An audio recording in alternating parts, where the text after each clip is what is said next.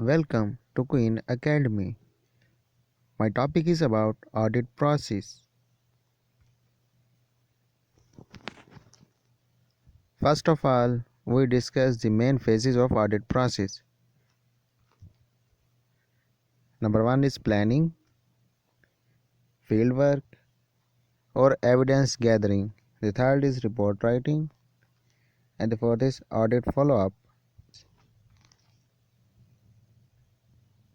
Phase 1 planning.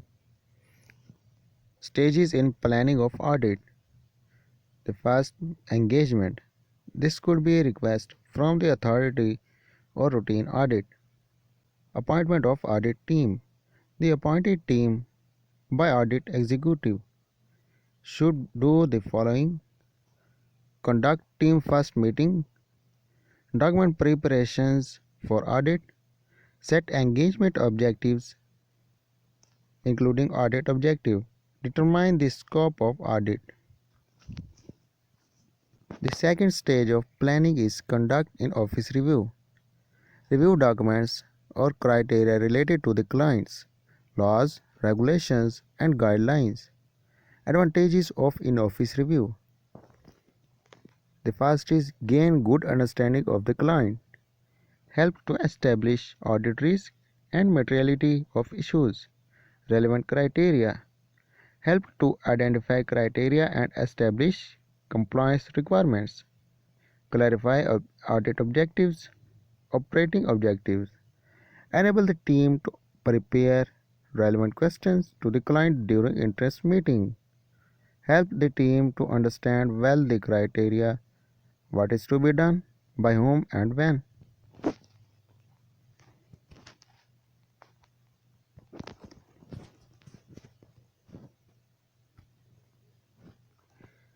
The third stage of planning is contact and meeting client. Clients need to be notified on the audit at least 5 working days before entrance meeting.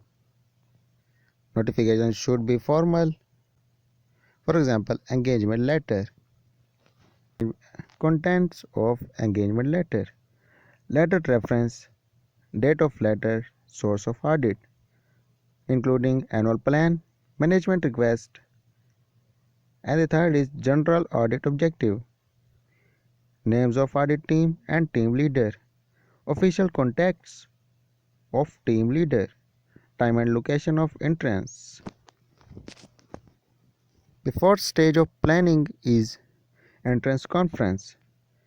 It includes should be conducted prior to preliminary survey. Head of internal audit should meet the key personnel of the client. Points to be discussed in entrance meeting. The points are scope and objective of audit. Emphasize that the purpose of audit is to add value to the organization. Determine who will be the contact person from the client, including it should not be the director or person of too high level. Brief overview of the process from survey to reporting. Tentative audit event, timeline, estimated dates of fieldwork, interim meeting, exit meeting, audit report including draft and final, and follow-up audits.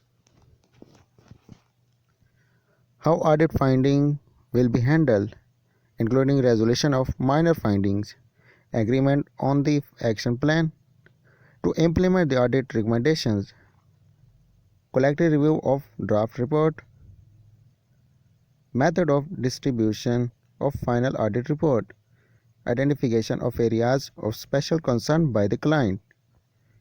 Note that do not get involved in functional or operational activities of the client. Working hours, access to records, available work area, client's work deadline requirements, which include auditors should fit into the client work routine with minimal disruption to client. Arrange for tour of the facility for familiarization. Arrangement for auditors to meet other personnel who will be working with during audit. Note that effective communication at the beginning of audit engagement will significantly influence the atmosphere in which the entire audit is conducted. The fifth stage of planning is preliminary survey. This refers to the process for gathering information without detailed verification on the activity being examined, including audited. Why preliminary survey?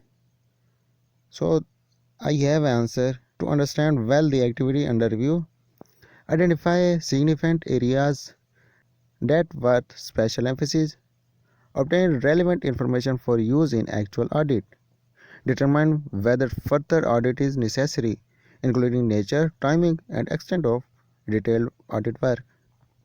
Note that no fieldwork should be started unless preliminary survey has been conducted. Survey work may be more extensive for activities that are audited for the first time than for areas that were audited previously. Let me discuss the preliminary survey. What are the phases of preliminary survey? The first is familiarization, obtaining significant background information and practical working knowledge of applicable laws, regulations, policies, and procedures, management and financial controls, organization status and staffing and unusual challenges faced. The second is documents to be reviewed includes previous audits, reports, programs, working papers, laws, regulations, operating manuals, organization charts, financial statements, flow charts, budget, operating reports, etc. The second phase is identification of potential areas for improvement. Identifying areas for audit emphasis or risk area. These include areas identified or documented in risk register, areas of high possibility of fraud or mismanagement, where there is large volumes of transactions, where management has expressed concerns, where prior audit disclosed major weakness or deficiencies. The third phase of preliminary survey is confirmation. Getting evidences from third parties where necessary. The fourth phase of preliminary survey is planning the detailed audit. Preparing of audit program in areas that worth for further audit. The second is audit program should be recorded. It basically shows what is to be done, by when, by who, for how long, and how will be done. This is a link between preliminary survey and field work. So let me discuss the mechanics for preparation of audit program. Setting of audit objective. Start from operating objectives followed by operating procedures. What is operating objective? To ensure procurement of right goods or service at right price at right time and right quantity and quality. What is operating procedure? On requisition, the ordering debt should clearly spell out the goods or service to be procured. Proper specification. What is audit objective? To ascertain whether the procurement of goods or service was done properly to ensure right goods or service, right place, right price, right time, and right quantity and quality. Determine the scope of audit program, which includes objective of internal control system and key risk from the same. Develop audit objective from operating objective or target, requirement of the law, legislative requirements, terms of reference, which include in special audit assignment. You can see the first item above. So what are the benefits or advantages of audit program? The first is set a systematic approach to audit. Give specific steps to be taken by auditor. The second is provide precise instruction to obtain precise audit information. Provide for more focused audit ends.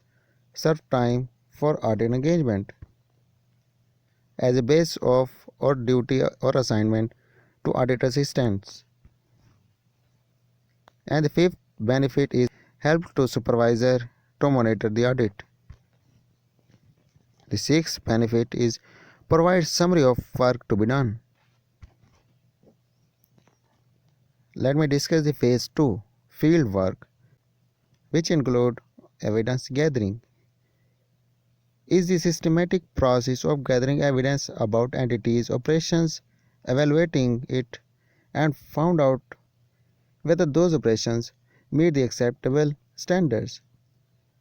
Here, auditor perform the procedures as in the audit program by doing the following: concentration on transaction, determine and evaluate whether internal controls are operating properly and in manner described by management. What is evidence? What includes evidence? Def refers to all matters that supports a point or position assumed by auditor. What are the qualities of an evidence? Evidence must be sufficient, which include adequate and convincing. The evidence must be competent, which means reliable and best attainable. The evidence is also relevant, which includes supporting the observations and recommendations consistent with objectives. Evidence must be useful, which means help the organization to meet its objective. What are the types of evidence? The first is physical, which means direct inspection or observation, documented as memoranda, charts, maps, photographs. The second type of evidence is documentary, which means creating information, for example, accounting records, invoices, letters, contracts. The third type is testimonial, which means responses to inquiries, interviews, which needs to be confirmed. The fourth type of evidence is analytical, analysis or verification of information, computations, comparisons of operations, standards, laws or regulations, and evaluation of physical or documentary information. Fieldwork of Audit Checklist. Before going to fieldwork, the audit team should ensure to have the following. The first is Audit Program, which include each team member should have a copy. And the second is responsibility of each team member, which includes segregation of duties. The third is that audit client is aware in advance. The fourth is adequate working tools, which include working papers, folders, stationery, calculator, laptop, camera. And the fifth is copies of relevant laws, regulation, standards relating to the audit area. Let me discuss the documentation of the fieldwork results.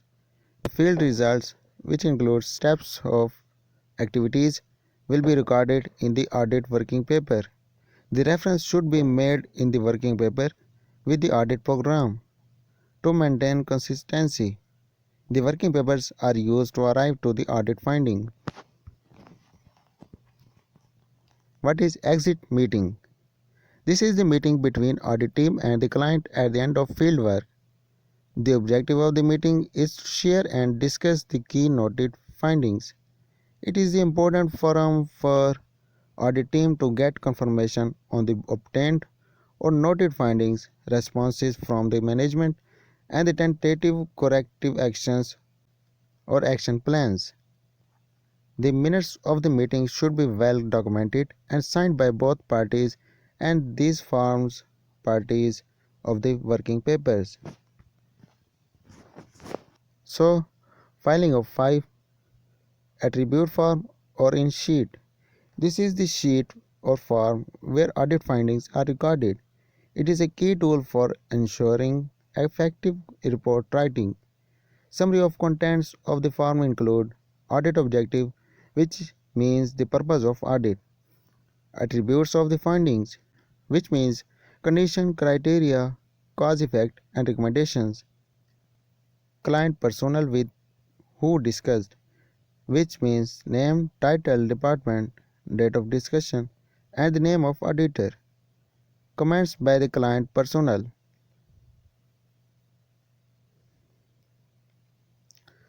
client personnel with who discussed, which means name, title, department, date of discussion, and the name of auditor, comments by client personnel, which means relevant comments made by client personnel with whom the finding are. The third phase of audit process is reporting. This refers to the communication between the auditor and the client on the results of the audit engagement, which means it is a product of audit engagement.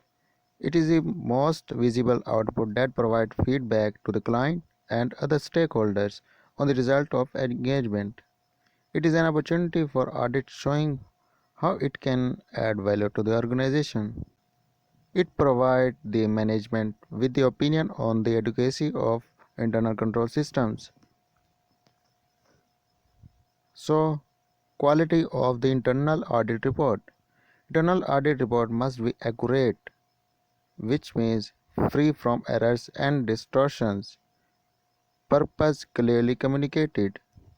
The second, objective, which means fair, impartial, and unbiased. The internal audit report must be clear, which means it must be easy to understand and logical. The internal audit report should be concise, which means straight to the point without unnecessary details. An audit report should be constructive also, which shows help the client to improve its performance, which include practical solution. And the other is complete. The audit report should include all the relevant facts. The internal audit report must be timely, which means well timed to enable timely decision on proposed recommendations. Format of internal audit report. The standard audit report should have the following key sections. The first is executive summary, showing all aspects of the report but in the nutshell. It should be able to give the snapshot of the whole report, but it should not too much summarize to lose the meaning. The second is introduction. Show the background information on the area under the audit, establishment, objective, or function, which means the mandate of internal audit in auditing such area. The third is objectives. The third is objectives, which show the audit focus, expected output, what it will achieve, good generals and specific ones. And the fourth is scope of audit, description of auditable areas, timing, including period covered and when the audit conducted.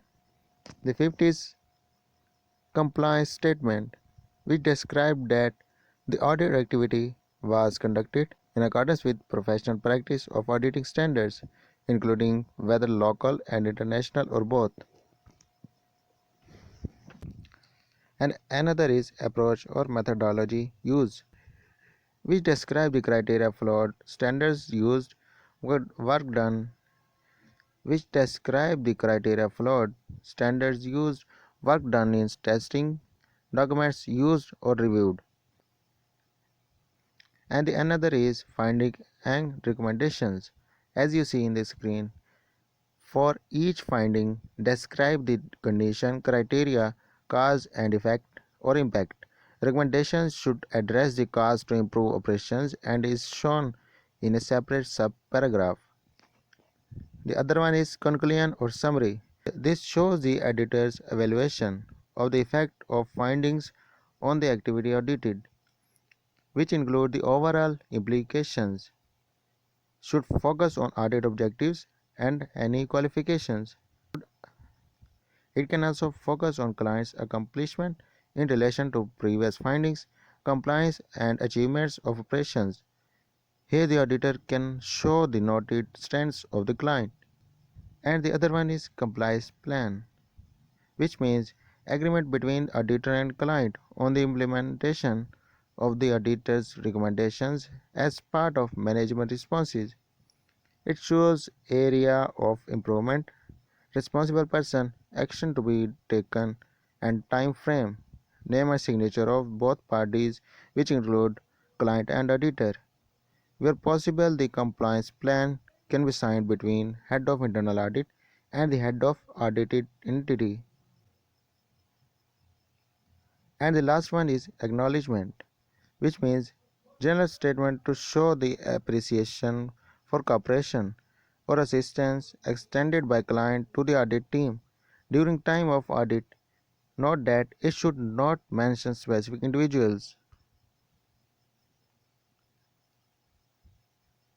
And the other one is signature, signed after the audit examination completed, should be signed by the authorized internal auditor and showing his or her name after his or her signature. And the last is appendix. Any relevant information that clarifies the finding or observation can be shown as appendix to the report. This must be cross-referenced in the report by number of letters, for example, appendix 1 or appendix A. The phase 4 of audit process is audit follow-up, sometimes referred as recommendation audit. It assumes all steps like any other audit engagement. This objective is to review and verify the implementation of audit recommendations. It is the last phase of audit engagement. However, the audit engagement is completed or closed when all recommendation has been fully implemented. Thanks for watching. If you like our topic, then subscribe our channel.